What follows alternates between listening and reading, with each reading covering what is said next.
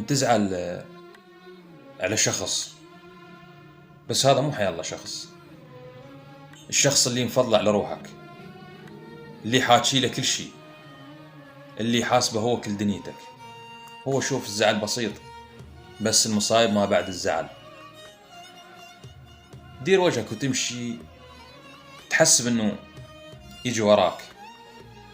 اذا اجى وراك معناها انه انت الك قيمة عنده. واذا دار وجهه ومشى وظل ساكت وما راضاك وما حاكاك ولا هاي، لا، هنا راح تعيد حساباتك وتغم قصتك 1000 مرة. تقول معقولة وصلتني لهالمواصيل؟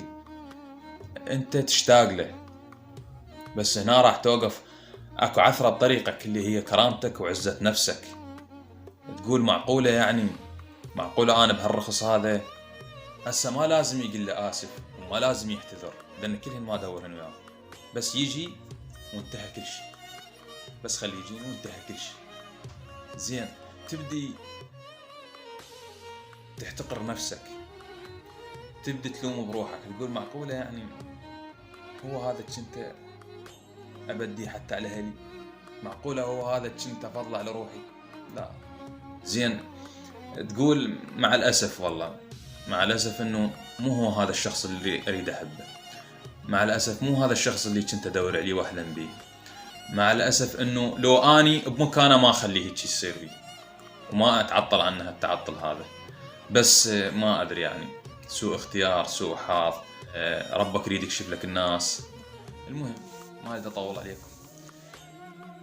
قلت له بعدنا اشتاق لك، بس انا زعلان، وما بين الزعل والشوق ذله، وردت اعرف غلات من ابعد عليك. قلت خلنا نمشي عنه وما اقول له، واشوفك هم تحن هم تبكي تشتاق. اريد افهم احساس اللي يجفي خله، ولقيتك للاسف كل شوق ما بيك. واللي يقول لك احبك تستغله، وانا وداحتك هم اقدر انساك، واصير دولة باكر مستقلة، وعلى قد السلامة اتعامل وياك. ما مجبور هك اسلوب وحمله، وشعز من الهوى.